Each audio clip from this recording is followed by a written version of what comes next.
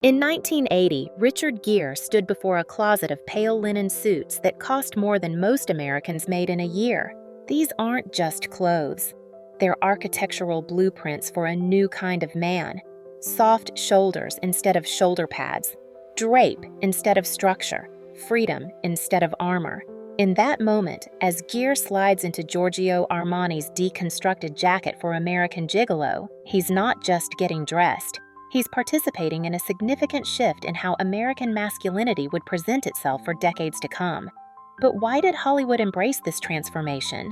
And how did one Italian designer's decision to remove padding from a jacket end up influencing the entire visual language of power in America? Before Armani arrived, Hollywood men wore suits that restricted movement and expression. The 1970s male silhouette favored structure over comfort, with padded shoulders and stiff chest pieces that created an imposing but inflexible presence. This was the boxy, corporate look that dominated American screens. Men moved through scenes with their clothes working against their natural gestures, creating a visual tension between body and garment. The fashion world called this power dressing, but it often meant sacrificing comfort for authority. These suits proclaimed masculinity through bulk, success through stiffness. The wider the shoulders, the more important the man. The stiffer the fabric, the more serious the player. It was a visual language that equated discomfort with professionalism, where natural movement was secondary to maintaining an imposing silhouette. This wasn't just about fashion. It was about what American culture believed power should look like in the aftermath of Vietnam, Watergate, the collapse of institutional trust. Men turned to structured clothing as a form of visual stability in uncertain times. They made themselves appear larger because the world felt increasingly complex. The suit became protective armor, though armor can also restrict movement and expression. And then Paul Schrader started writing a script about a male escort in Los Angeles. A character who needed to move through different worlds, shifting between high society and the demimonde. Schrader knew the standard American suit wouldn't work. His protagonist needed something else. Something that could travel between realities without changing, that could be both corporate and sensual, powerful and vulnerable. He needed clothes that moved fluidly, not rigidly. Giorgio Armani had been quietly revolutionizing tailoring since 1975. Though revolution might overstate the gradual nature of his influence. What Armani did was methodical deconstruction. He examined the traditional suit, removing layer after layer until he found its essential structure. Then he simplified that too. His philosophy was deceptively simple. Elegance means simplicity, but achieving simplicity meant rethinking fundamental assumptions about menswear. Armani took out the padding first, then the stiff interfacing, then the rigid construction that held shoulders in place like scaffolding. He removed and removed until the jacket became, in his words, as supple as a cardigan, light as a shirt. The 1970s reimagining started with observation. Armani watched how bodies actually moved, how fabric wanted to fall when left alone. He realized that excessive structure wasn't supporting the body. It was constraining it. Every oversized shoulder pad created an artificial silhouette. Every stiff chest piece limited natural movement and gesture. So he rebuilt the jacket from zero. High-yoked single-button designs that followed the body's actual lines. Shoulders that were broad but soft, creating presence without bulk. Fabrics that draped rather than stood. Neutral palettes that whispered rather than shouted. Earth tones, beiges, pale linens that caught light instead of absorbing it. This wasn't minimalism for its own sake. Armani understood something fundamental about evolving notions of power. In a world of noise, understated elegance commands attention. In a landscape of bulk, lightness can suggest quiet confidence. When everyone else is making bold statements, subtlety becomes distinctly powerful. His clothes celebrated the individual by almost disappearing when worn. They enhanced rather than announced. They moved with intention rather than resistance. Fashion critics called it quiet luxury, but that perhaps understates the significance of what Armani was doing. He wasn't making luxury quiet. He was making quietness luxurious. The meeting between Paul Schrader and Giorgio Armani reads like destiny in hindsight, but the accounts differ on how deliberate it actually was. Armani himself recalled that a young director asked him to dress Richard Gere, that Schrader was fascinated by the modernity of his style. Some narratives describe it as serendipitous pairing. Others suggest more calculation. What we know for certain is this: Schrader saw in Armani's aesthetic exactly what his character needed. Julian Kay, the protagonist of American Gigolo, was a new kind of American male. Not a businessman, not a rebel, but something in between.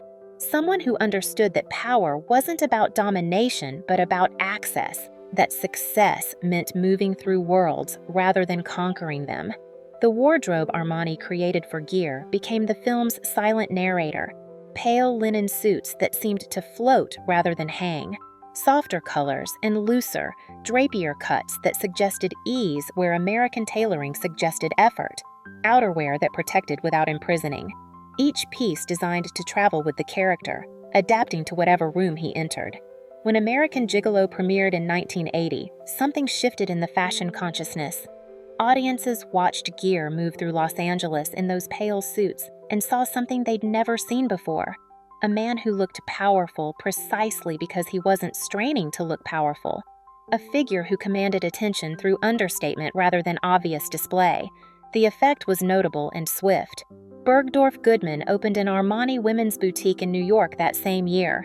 International demand increased significantly. The fashion press scrambled to decode this new visual language. But more importantly, Hollywood noticed. Directors, actors, producers, they all saw what Schrader had discovered: that clothes could be character, that fabric could tell stories, that the right suit could say more than pages of dialogue. To understand Armani's impact, you have to understand the technical innovation hidden in those soft shoulders. The traditional suit jacket was architecture. Armani made it anatomy.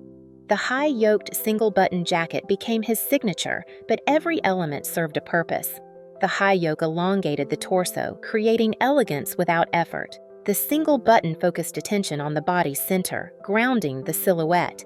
The soft shoulders followed the body's actual slope, rather than imposing an artificial line. But the real innovation was in what wasn't there. No shoulder pads meant the jacket moved with arm gestures rather than despite them. No rigid interfacing meant fabric could respond to movement, creating dynamic drape with every step.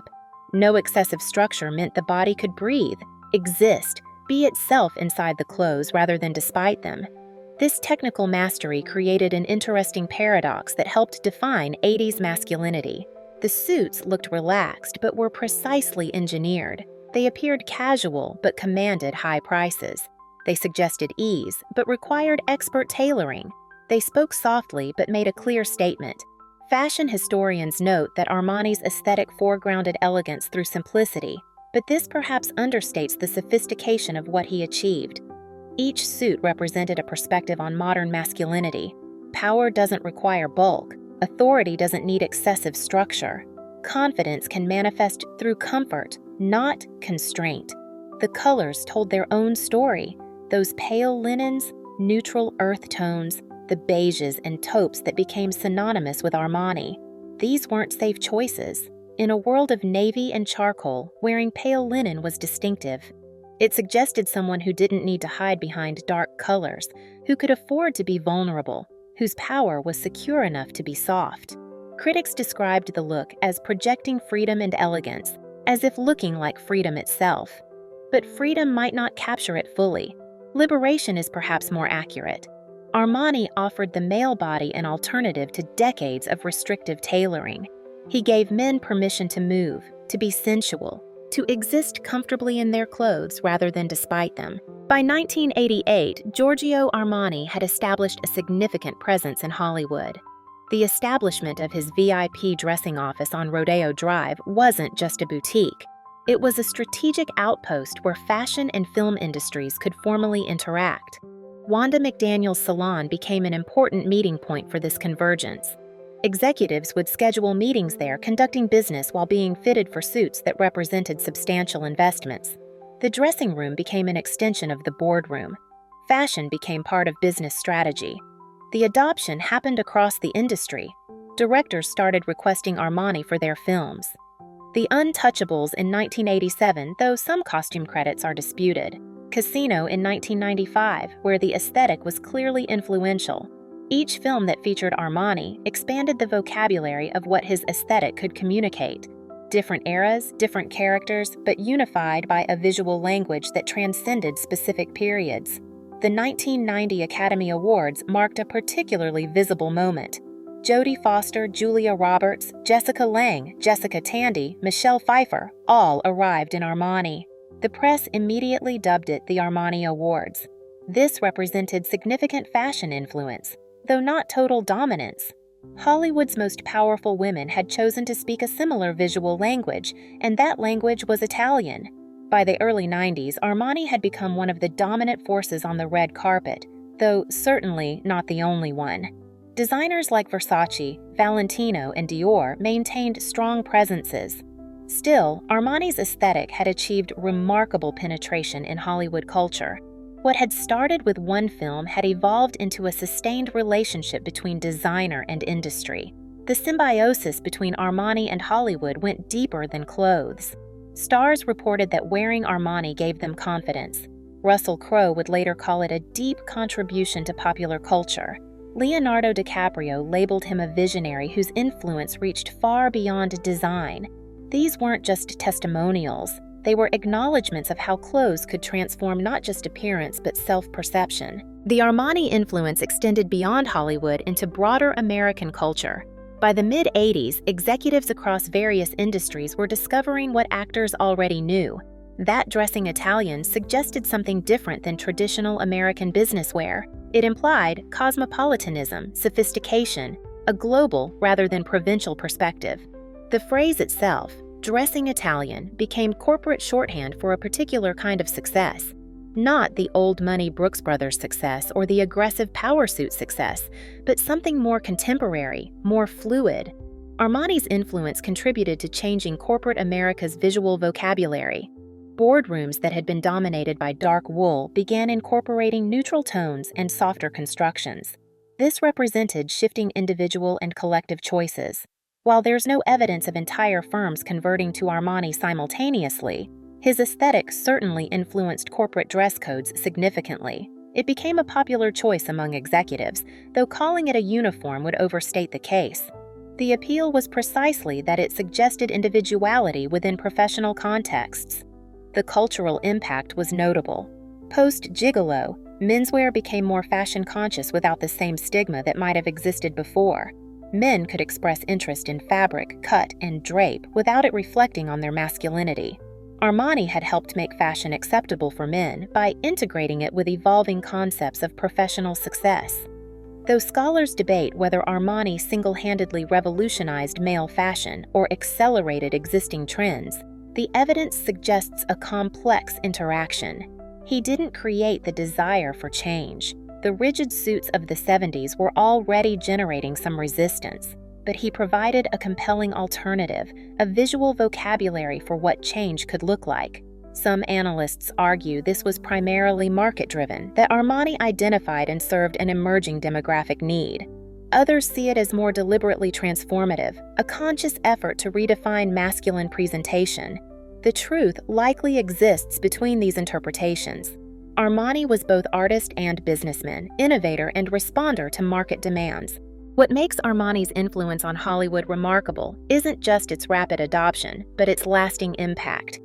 Fashion is typically cyclical, with trends appearing and disappearing regularly. Many styles from the 80s and 90s have vanished or returned only as nostalgic references. But Armani's core principles, the soft shoulder, the deconstructed jacket, the emphasis on drape over structure, these became enduring features of the menswear landscape. Watch The Dark Knight from 2008. Bruce Wayne's business attire reflects Armani philosophy, nearly 3 decades after American Gigolo. The Ocean's 11 series, with its elegant thieves in perfectly cut suits, extends similar aesthetic principles into the new millennium. These aren't period pieces or fashion throwbacks. They're contemporary applications of approaches Armani helped establish in 1980. The persistence suggests that Armani identified something fundamental about how modern power wanted to present itself: flexible rather than rigid, global rather than provincial, sophisticated rather than obvious. His suits became associated with a particular kind of success, one that valued adaptability over rigidity, influence over intimidation. Even the expansion of the Armani brand into hotels, home furnishings, the full lifestyle ecosystem, reflects this enduring influence. The aesthetic wasn't limited to clothes. It represented a broader vision of modern elegance, minimalist, sophisticated, understated luxury. The same principles that governed his jackets influenced his other ventures. Simplify until reaching the essential, then refine the essential. Critics who dismissed Armani's aesthetic as merely minimalist perhaps missed its deeper significance. This wasn't reduction for its own sake. It was refinement, finding the core of what clothes could do and building from there. Each design decision reflected practical and aesthetic considerations about how modern people wanted to move through the world. The fashion world often discusses influence, but influence usually fades. What Armani achieved was something more lasting. He contributed to changing how we interpret clothing. A soft shoulder now carries different connotations than it did in 1979. A deconstructed jacket has cultural associations that didn't exist before American Gigolo. He didn't just dress Hollywood, he helped develop a new vocabulary. And perhaps that's the most lasting contribution. Not the suits themselves, but the possibilities they represented. Options for men to engage with fashion without defensiveness. Possibilities for power to be expressed through understatement rather than obvious display. Permission for clothes to work with rather than against the human body. In removing excess structure from suits, Armani contributed to evolving concepts of professional presentation, creating space for something more varied, more personal, more adaptable. Today, when we watch actors walk red carpets in perfectly draped suits that seem to float rather than hang, we're seeing the lasting influence Armani helped establish. Not just clothes, but a perspective on how professional elegance can look, move, exist in the world. The transformation that started with Richard Gere's pale linen suits didn't end when the credits rolled. It became part of American fashion vocabulary, still relevant 45 years later, still demonstrating that sometimes the most significant change comes from simplifying rather than adding, from following the body's natural lines rather than imposing artificial ones.